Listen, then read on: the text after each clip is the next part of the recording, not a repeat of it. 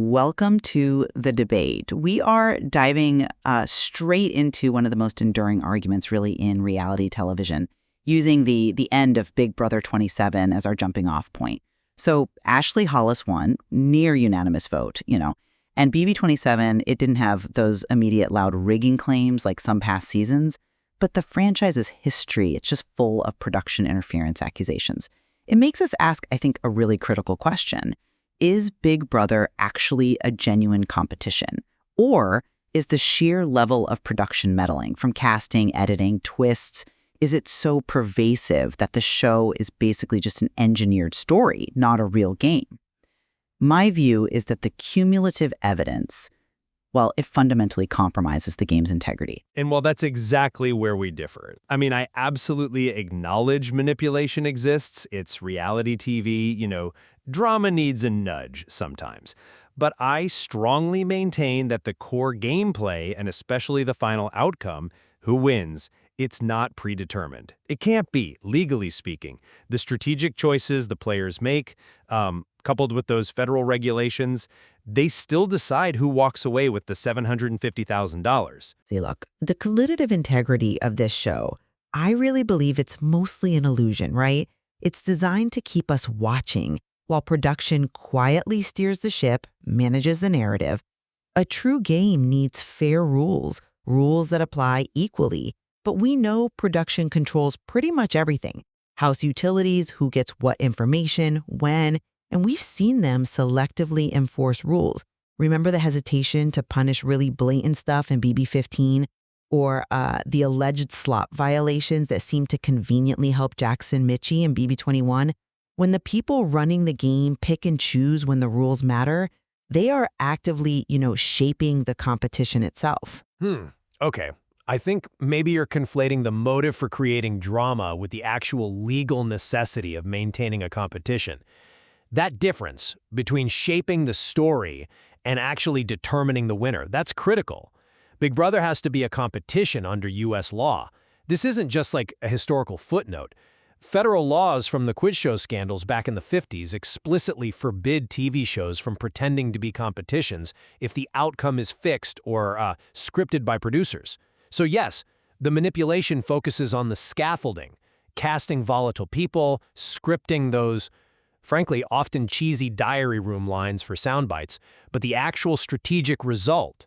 Ashley Hollis winning BB27 praise for strategic respect despite a messy season shows player choices drive the win, not a producer's decree. But if we look closely at how they control things, the influence goes way beyond just sound bites.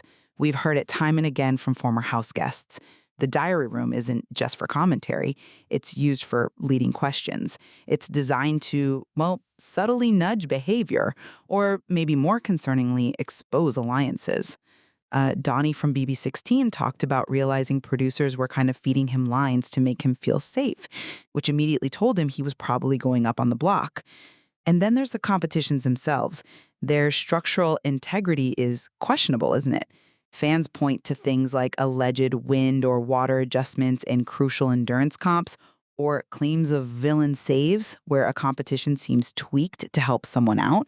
When a physical challenge can potentially be altered midstream, the priority is clearly spectacle, reality TV drama, not exactly fair play. Right. I agree the manipulation is there to create conflict, maybe keep entertaining players around longer, but that influence, it hits a ceiling. It's limited by the player's own strategic ability or lack thereof.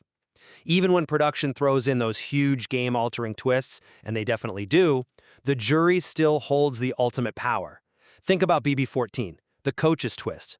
It seemed tailor-made to ensure a veteran won, right? But despite that massive advantage, Dan Giesling lost because his gameplay, his lack of integrity as they saw it, just completely alienated the jury. They refused to vote for him. So the players, they still have the final say through their social game and, crucially, how they manage that jury. These rigging claims we see online, honestly, a lot of it feels like fan frustration, maybe sour grapes from bitter jurors' fan bases, rather than actual hard proof the final vote was rigged. Okay, but challenging the idea that a lack of successful lawsuits proves fairness, that seems a bit circular. I mean, yes, that's an interesting legal point about the quiz show scandals, But how do we just ignore the sheer number of NDAs involved? And the immense legal challenge of proving something like a wind adjustment wasn't just, say, incompetence, but deliberate, targeted interference. The lack of a successful lawsuit could just prove they have a really good legal team and airtight contracts, not necessarily that the game is truly fair at its core.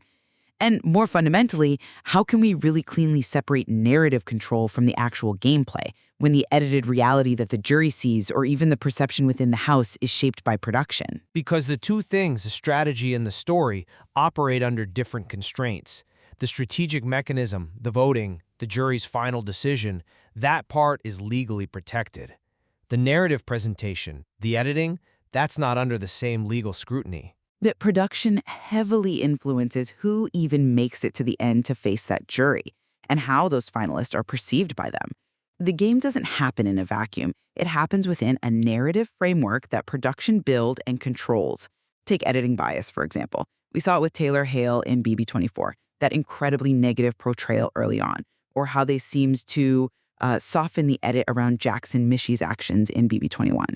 This fabricated narrative context, it fundamentally changes the social dynamics inside the house. And let's be real, the entire environment is artificial. It's not a house, it's a soundstage at CBS. That setup allows for instant, seamless control over light, sound, monitoring private talks in a way you just couldn't in a normal place. The environment itself is a tool for control. Well, editing biases are definitely a problem, and BB24 really brought systemic issues there to the forefront. Absolutely. But I don't think they completely negate the strategic game being played inside the house. Importantly, the live feeds exist. The most dedicated fans, and often the people who end up on the jury, they know the TV edit is just a highly condensed, drama-first version of what really happened. Plus, the source material confirms house guests aren't talking game 24/7. A lot of the really crucial social bonding, the stuff that leads to those deep, genuine betrayals in the jury like Morgan Pope voting against Vince Pinaro in BB27, that comes from real relationship breakdowns, things that happened off the edited show, not because a producer whispered in their ear. And think about the incentives too. Ex-house guests confirm they get a weekly stipend, right? Regardless of winning the big prize. So the main driver is often extended visibility, getting more screen time. They're playing for fame just as much, maybe more, than the money. If the outcome was truly fixed, that stipend would be the prize, and the social risks wouldn't feel nearly as high stakes for them. I'm still not quite convinced by that line of argument, because certain twists, they just feel like direct, high-impact interference. They go beyond nudging the narrative. They're like existential resets for the game. We're not just talking about editing choices here. We're talking about production directly altering the path to the finale. Think about Pandora's Box and BB13. It's often cited as the single thing that saved Rachel Riley's game, reactivating a key twist that led her straight to the win.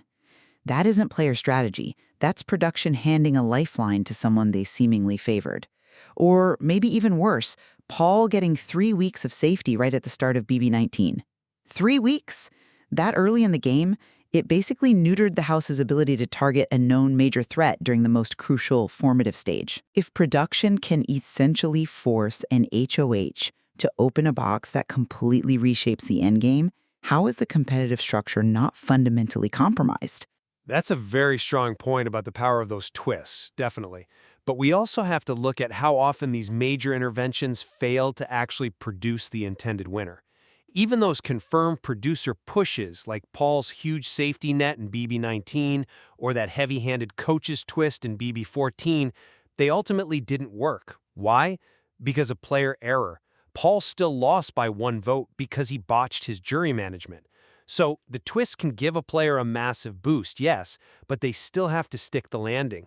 They still have to execute the social and strategic plays needed to actually earn those jury votes in the end. And, we have to be careful about unsubstantiated fan theories like the rumors around the BB20 endurance comp. Those are just accusations floating around online. They're very different from the hard reality of the documented jury votes that decide the winner every single season. We have to respect that legal line. The core strategic elements, the voting, the final decision, they have to be determined by player performance, not by a producer just deciding who wins. But that player performance happens within this tightly controlled bubble, right? a bubble of managed information and handpicked contestants. The level of control production wields, it really strips away genuine player agency, I think. It forces them into this constructed reality. Producers don't just hold auditions, they actively curate the cast. They recruit unique house guests from outside the normal process, like James Ryan found on MySpace back in the day. And they very deliberately cast specific archetypes like Taylor and Monty in BB24 precisely to generate conflict.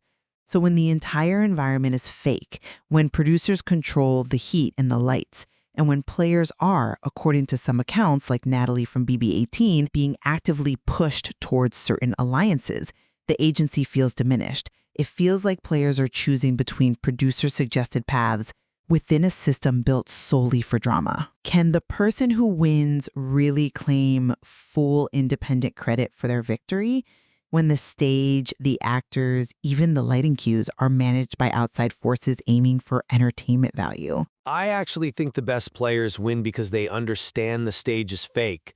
That's what makes their strategic victory impressive. You might be underestimating the complexity of the double game they have to play. The strategic game at the other house guests, and this sort of psychological game they play with the producers, navigating those nudges.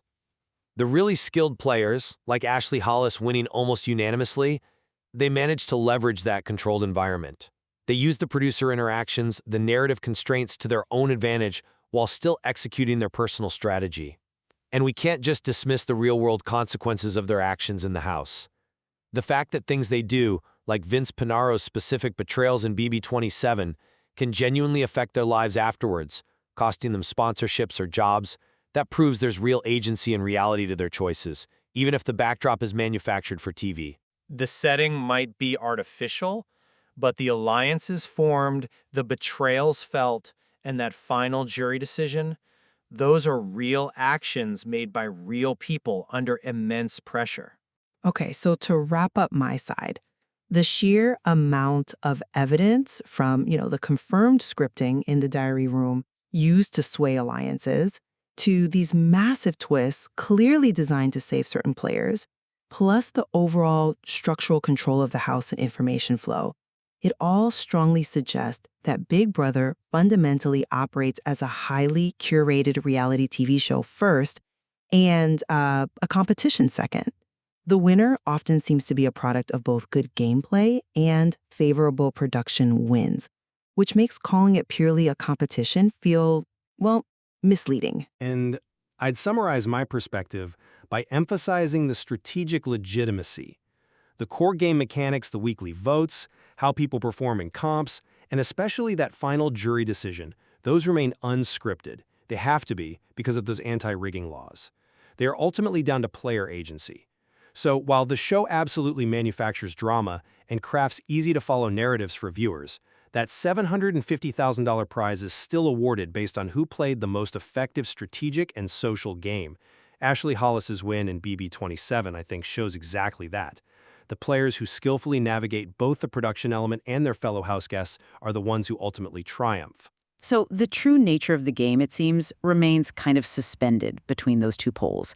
The drive for compelling television and the legal necessity of a genuine competitive outcome. Exactly.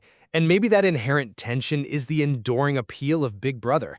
Whether you see it as a competition that's been tainted by reality TV elements or a reality show elevated by a competitive structure, well, there will always be more twists, more turns, and more arguments to analyze next season.